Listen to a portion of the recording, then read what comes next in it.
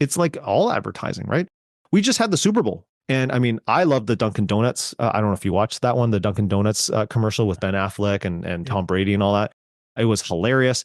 And that is the creativity aspect, but it did drive attention and eyeballs and brand awareness for Dunkin Donuts, right? And that's the same thing. You have to have that balance. But I think a lot of marketers make a ton of mistakes on focusing on the creative.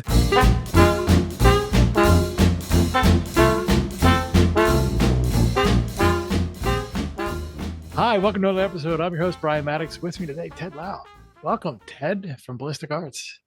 Hello, sir. Uh, can you give the listeners here a little bit of a heads up about kind of what Ballistic Arts is and how you got there and what you're doing? Yeah, man. So thanks for having me on your show, Brian, and lovely to meet you again. And yeah, so Ballistic Arts, my company, I started it in the room above my parents' garage. 22 years ago.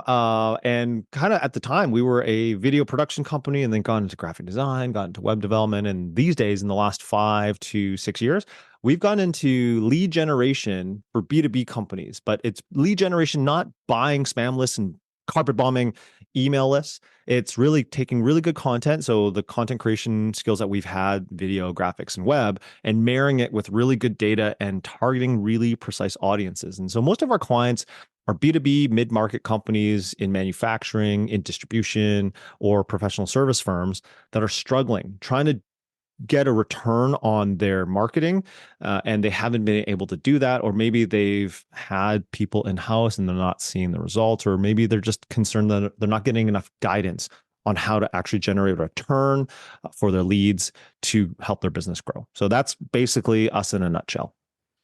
So you said you started in the production space. So I want to Yes, sir. hear a little bit more about the evolution there from kind of where you were to where you are now. That's a lot of the listeners that we have, at least in theory, are the marketing folks, and coming to terms with the lessons that you came up with in the production space, I think is going to be valuable to them that are Oh listening. yeah. Yeah, I'd love to do that. I 22 years, we got only a limit of time to talk about all the lessons I've learned, but I mean, I've learned a ton of lessons. I started, like I said, the business back in, well, I guess now '02. And it was back in the day of VHS and DVDs. Like we were trying to make a go of trying to maybe break into film, do corporate video. We didn't really know. Right. I had a passion for doing video production.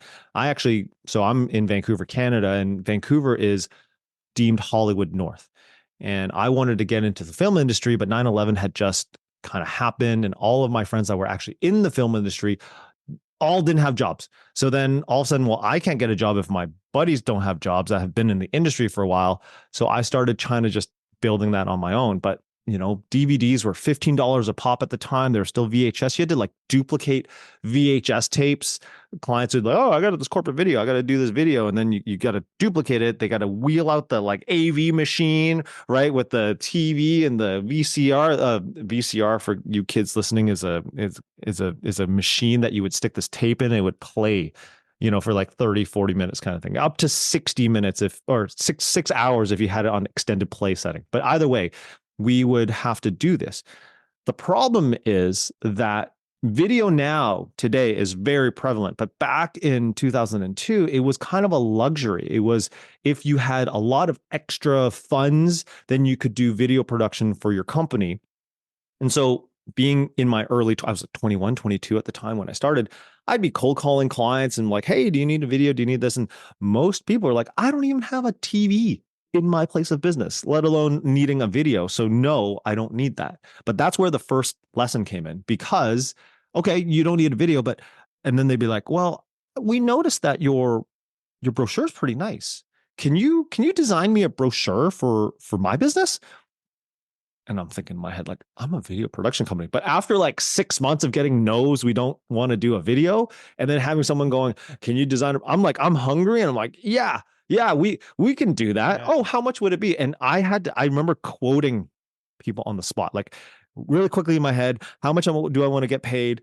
per hour. How many hours do I think it's going to? And it always kind of, at least at first, was like $1,000, right? And Yeah, I yeah. did not know that at the time that was actually a very, very cost effective thing. And so people were like, "Oh, $1,000? Yeah, yeah, we'll hire you." And so I'd come back to the office, which was again the room above my parents' garage. I had a business partner at the time, and like, I didn't sell a video today, but I sold a brochure. We need to we need to design a brochure now.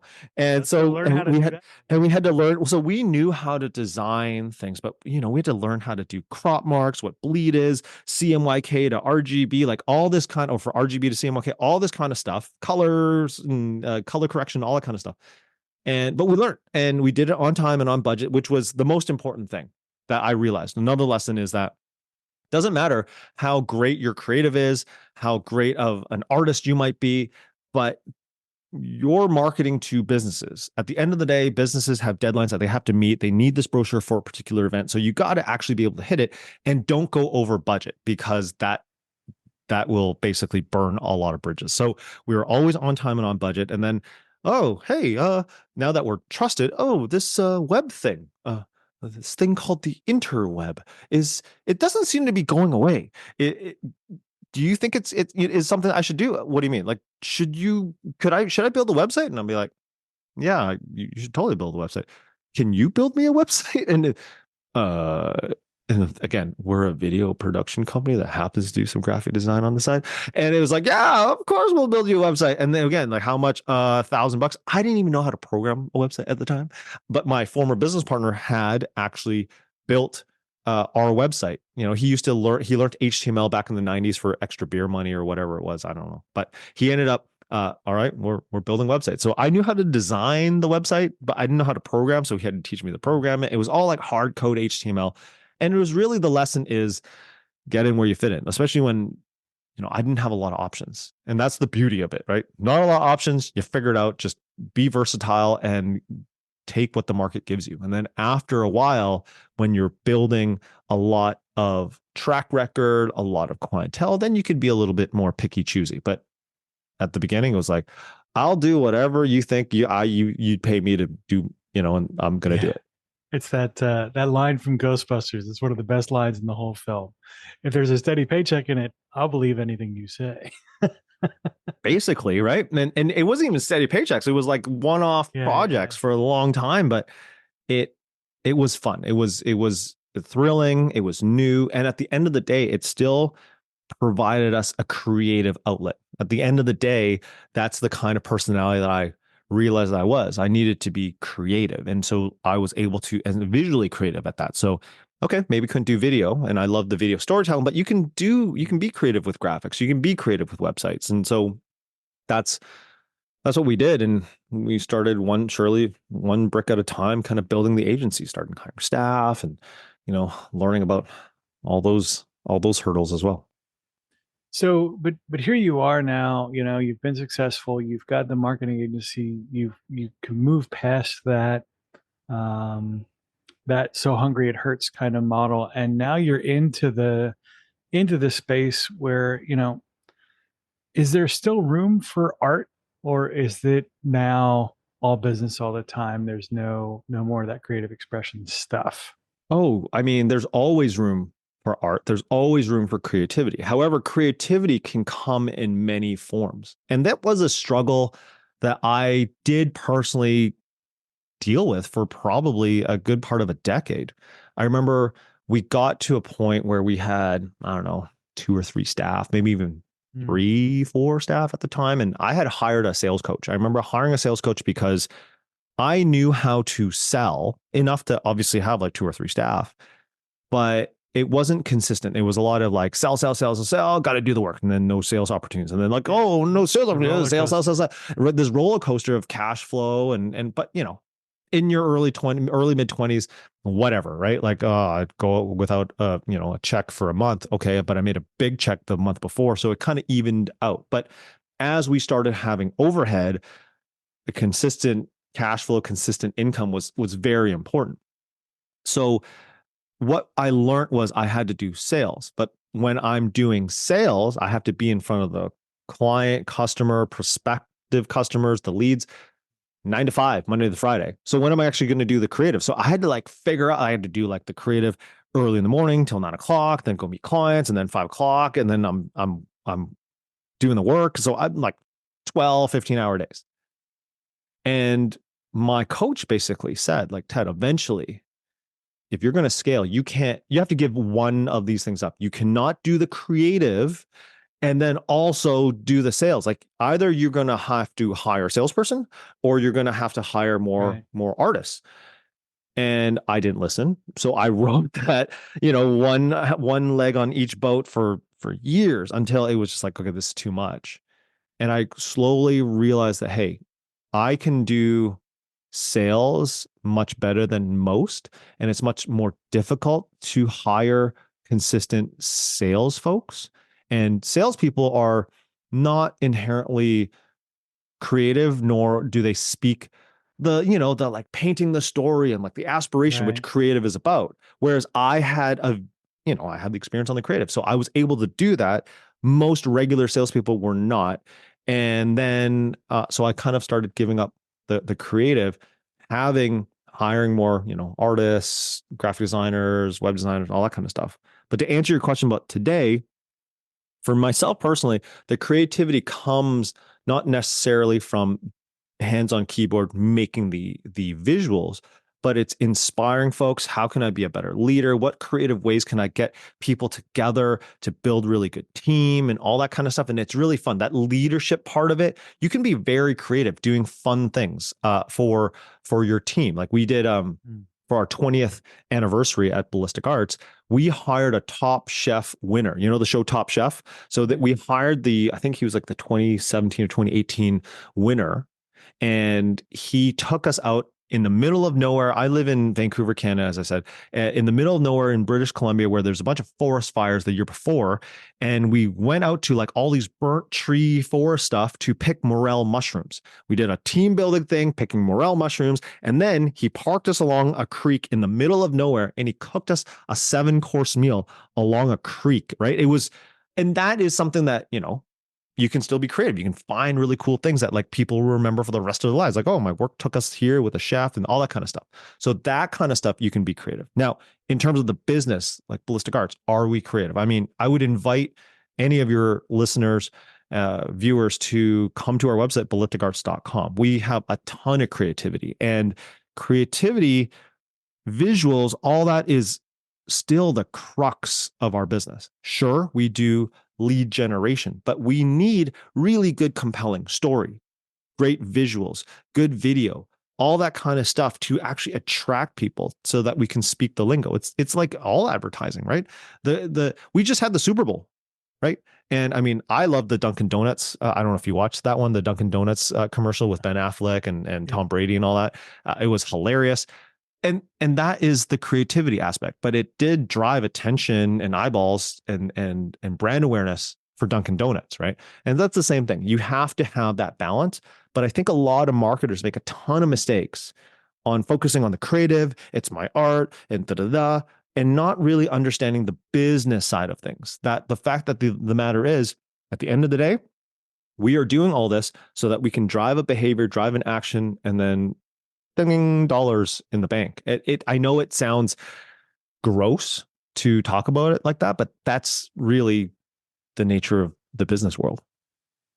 So it's interesting because I think there's definitely a formulaic component, right? There's always got to be like, oh, first I need to capture attention, then I need to inspire, them to stay there, and then I need to drive this behavior, that behavior, on and on and on all the way through the purchase. And I think it's the formula there. It's hard sometimes to see the magic that goes into the formula because you can see each step in the process. You go, oh, well, that's just step two. And you go, well, maybe we should put them in giant dance uniforms or whatever that really makes that creative sort of avenue appear. The blend of that must be difficult though when you talk about managing a team. So as you scaled up, how do you deliver repeatable, consistent results and at the same time keep that creativity sort of there and present in the work? Well, that's a very big question. I would think that You want? I I can was make smaller ones. no, no, no. It's fine. It's a good question. I'm gonna try to see if I can. I'm gonna probably have to answer in a couple parts. But the first thing is, I was actually talking to one of my team members, and he was talking about, like, team management. He's one of my leaders in my team, and how does he going to learn to lead? And I said, look, at the end of the day, we need to hire people, and we bring on people that are smarter than ourselves. And that was the number one thing. That was probably back in '05 that I learned that lesson. I was one of my key clients, one of the most powerful folks in Canada at the time. He's a financial dude, working. He had as the CEO of a large credit union here in Canada. And I just, for whatever reason, he took to me, and all of his side projects. I would be the videographer for his side projects. And I'm in my early 20s. I'd be in his office, boardroom table, all that kind of stuff, and filming him all the time and coming up with really creative ideas for him to, creative for a banker anyway, ideas. And I got an opportunity to pick his brain all the time. I'm just like, hey, how did you get to here? What did you do this? Da, da, how do you manage all the staff? Da, da, da, all these people. And he was like, look, at the end of the day, you got to hire people that are smarter than you. I remember thinking, that doesn't sound good. Like, why would someone smarter than me, right? Why would someone smarter than me want to work for this guy, right? And he said, look, one, smart people don't necessarily want to run a business. Business is very risky, right? You can go without. You could lose a lot if you don't run it right. Most people do not like the risk part of it. Entrepreneurs, we're a little wild, right? And we like to play with fire a little bit sometimes. Most people, especially smart people, probably don't want to do that. And you're also, that's one. And two, you're also not hiring people that are smarter than you in every way, right? So I have my web team, my web programmers, right? They're all way smarter than me when it comes to web programming, but they're not when it comes to, I don't know, team management, cash flow, finance, sales, leadership, right? They don't necessarily have those skills, but they are like, but I'm not hiring them for that. I'm hiring for them for this. So understanding what my organizational chart would be like, okay, I remember another thing is that when I was 4 people in the company, one of my coaches was like, okay, if you want to grow, you can't just hire people. You have to like create in your mind, visualize the size of your company and who's doing what, right? And I'm like, I don't what, and so I had to actually draw out a thing. I'm like, well, how am I supposed to get there? He's like, well, right now you're wearing 4 of 5 of these hats, and it's okay. But eventually, when you grow, you're going to take one of those hats off and hire someone. Once you have a bit more money and you save up, you can take off a hat and hire that person. And so hiring those people, building a really good team, and with the ethos of like this is where the company's going, right? People, if you have like this is why mission statements are so important. And if so long as you have a really good mission statement, not a garbage like, filler mission statement, people come to small businesses because they believe in the mission, the vision of where the company is going. They believe in you as the leader. And we have a culture where they can call us out as leaders on if we're kind of like telling them not to do something when they're like, well, but that's what the mission is. Like the mission, I thought we agreed that the mission is this. And so so long as that's the case, when you're talking about like, how do you do the creative and make sure that that doesn't get stifled, is I have creative people. I have lead designers and whatnot, where I don't tell them to do their job, right? It's like, hey, go all out, be your best, do the best that you can, and take input from, and this is, I think, one thing that Ballistic in the last 5-6 years have been very successful in, is the data is going to inform you on the creative. The data meaning you did 5 or 6 different designs. We're going to A/B test or multivariant test a bunch of these things. And we're going to say like, hey, this one that is, I don't know, fuchsia is the one that is the most attractive for whatever reason, right? We have the data. So then do more of that. Just because you have to park your ego too. Like you have to remind a lot of creative people, like you might not like the fuchsia one. You might like the velvety green one. I don't know. Right. But at the end of the day, the data is telling you this, you got a job to do.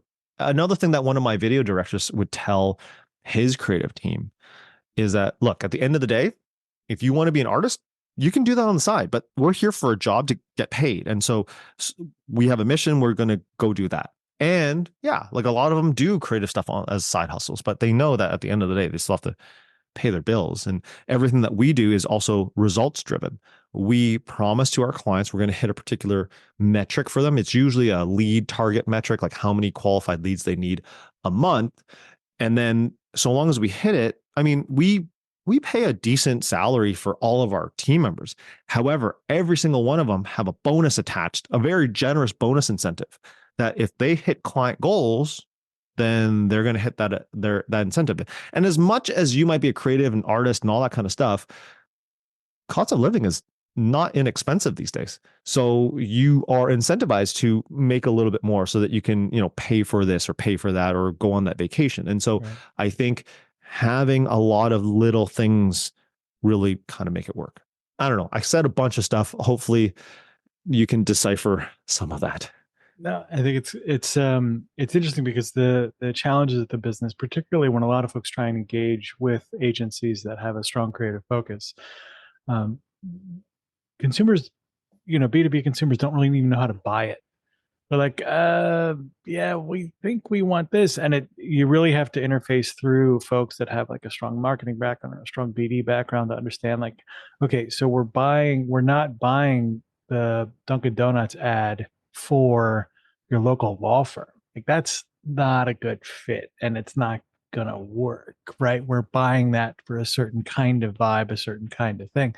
That brand and marketing interaction that comes out, I think, starts to be really, really interesting as you've kind of started to figure this out for yourselves. Are you doing the same work for your own brand to grow? Mm, So yeah. are you dog fooding your own stuff? Yeah, we drink our own Kool-Aid. So we have our own program that we set. And in fact, it's kind of a rite of passage at Ballistic Arts. If you're you come and work here, you're like, they treat me as a client. So there's an actual, a file, an account for Ballistic Arts, and I'm the client. And then they got to deal with me. And there's a ongoing, I don't even know if it's a joke, but Ted's the toughest client that we have. So if you make Ted happy and you can hit the results, then we're good. Now, the problem still lies in the fact that it's the whole cobbler's children has no shoes scenario. Like we are very committed to doing our program, and then we landed this huge ass client. Like this literally happened in the fall. Like we were, on track doing our stuff, and then we landed our largest contract I think in 5, 6 years, maybe even the history of the company. And it's all hands on deck. Right.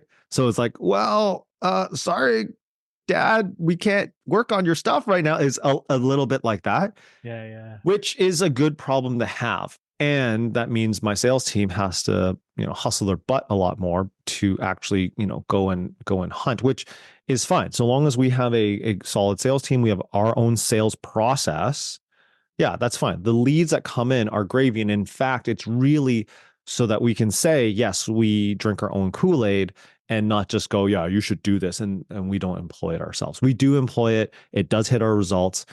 Actually, that largest client that I was just telling you about that we got in Q4 came through our digital marketing efforts. I still haven't met this client. I don't know what they look like. I don't know what they sound like. I think I know their names. I don't know their last names, like so. But I have a team. We'll Right? air We have a this team. at some arbitrary period of time later. It's totally fine. It's totally fine. But I think that's the thing that us small business owners, there's a myth there that we have to know every single thing that's going on. Do you think Tim Cook knows every little like thing that's happening at at the Apple store in, I don't know, Birmingham, Alabama? I don't know if there's an actual in Birmingham, but like I don't think he does, right? He's looking at the high level, and you have processes and culture and programs that kind of trickle down and make the whole ship work. He would go crazy if he had like, I don't know how many Apple employees there are, but like I'm assuming hundreds of thousands of people, and you're not going to be able to control all that. And so with small, like as a small business owner, I was talking to a business broker who says, your business valuation grows exponentially if the owner doesn't know all the customers by first name. And the reason why is that means when you sell the company and you remove the owner, the company will still function. And so for myself, it's actually a rite of passage, as it were, that a good chunk of my clients I've never met. And that's a new phenomenon for me personally. It was only until I don't know, sometime last year where I was like, oh, and it's again, hiring good coaches, having good network, people that are informing you on stuff, because I don't know everything. I was born in the suburbs of Vancouver. I don't know. Right. And so it's just learning as you go. And that's the beauty of running your own show, is that you're always learning. And if you're someone that likes to learn and has an insatiable thirst and appetite for learning, I mean, running your own show is awesome. So what's next for Ballistic Arts? I mean, you've got to where you are. You've Yeah. had these major milestones, and I appreciate them, and I understand kind of what they are and where they're coming from. What's the next milestone that you anticipate? I mean, you've got to be looking at it, now as to like, where do I got to pivot? Yeah, absolutely. So there's a few things. There's a book called Traction, written by a gentleman by the name of Gino Wickman. A lot of entrepreneurs, probably your viewers, will have heard of this book, and they are a proponent. It's actually really a book brochure for Gino Wickman's program, EOS, Entrepreneurs Operating System. And we run that at Ballistic. There is a document that you call the Vision Traction Organizer, or short is VTO, and you lay out your 10-year goal, your 3-year goal, your 1-year goal, and all those kinds of things. I have my VTO. I'm not going to read everything.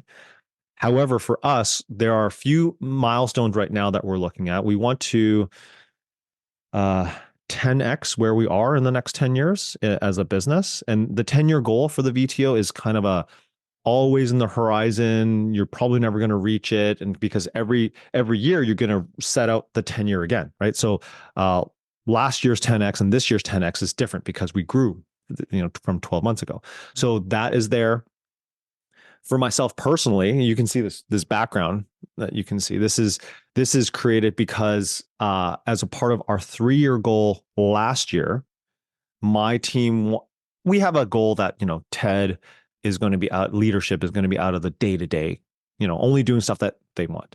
And last year I was really working 4 days a week. Every Friday I was kind of taking time off. However, because I love being in my business, I ended up finding stuff to do for myself, and my staff were like, oh my God, like you're supposed to take time off. And so they're trying to find me stuff. And so like, you know what, you go on. So I have Marketing News Canada. I'm one of the co-hosts there. I guest on several podcasts like yourselves, your own podcast here. And they're like, well, maybe you should create one for Ballistic, right? And I'm like, oh man, like, I don't know if I want to do a podcast, just because now I got to go find guests and this and this. But then I was thinking, I actually mentor. I have the privilege of mentoring 8 different entrepreneurs right now. Actually, 5 through a coaching program, so they're kind of like a group mentoring, and then 3 kind of individually on a one-to-one basis, on a monthly basis. And what I love about mentoring, because I've been doing this for so long, is that they ask me questions that I'm like, I haven't thought about this problem in like 15, 16 years. Like I like, and it kind of brings me back, like, oh my God, I remember having that problem. And then telling them, sharing the experience of like what I did to either solve the problem or fall on my face and then learn from it. Right. And that's what I kind of wanted to do at scale. So I created this background. So I've launched, but soft launched my YouTube channel, Ted. And so you could go on YouTube at Ted Lau, I think is the actual address. And it's not great right now. I think there's like 20 subscribers. Half of them, I'm pretty sure, are my staff.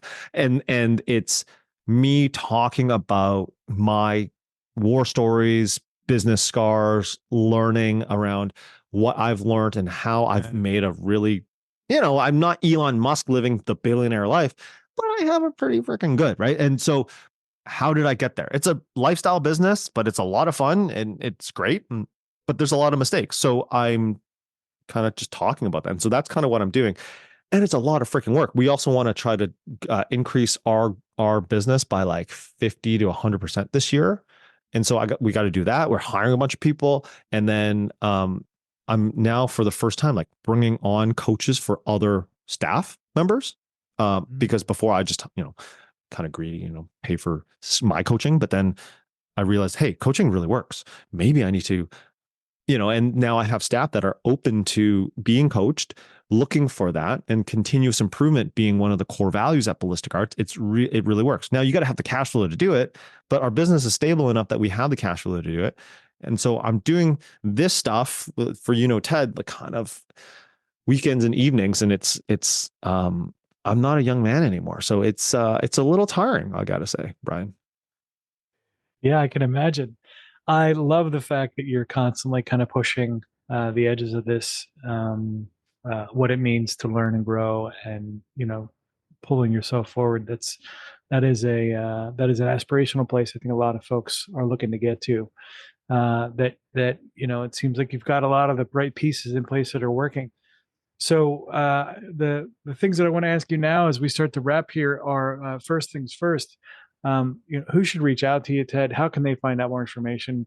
You gave me a YouTube address. Is that where you want folks to go, or is it somewhere Yeah, else? well, lots of places you can go. So yeah, the YouTube channel, you look up, Ted. I don't know if you can even see it right now, but like at Ted Lau, I think on YouTube is where you would find me. You can also find me on LinkedIn. There's a lot of Ted Laus out there, but there's only one guy that kind of looks like this and kind of silly. So you're going to be able to find me there. Uh, ballisticarts.com is a place where if you're looking to have your company grow, if you're a B2B company, you're maybe a director of marketing, an owner, or CMO, on the executive, feeling like your established B2B company it's done fine, but it's continued to hit the ceiling. You're not growing. Talk to us. I mean, we can definitely help give you some pointers on where to go. And yeah, I think those are probably the best places to reach me right now. And I'd be happy to chat with anybody. If they ever have any questions, comments, let me know. Awesome. And normally we close with like, tell me your three biggest lessons you learned. But since this entire episode has been about that, Yeah. I think you can pick them up for yourselves, guys. In this case, though, I do want to kind of do the whole like let's have a cool stick the landing kind of close. Oh no, Um, pressure. so so can we try like what did you pick up in the last 6 months that you're kind of working on or figuring out right now? What's the challenge of the moment for Ted? Yeah, the challenge of the moment is launching this channel.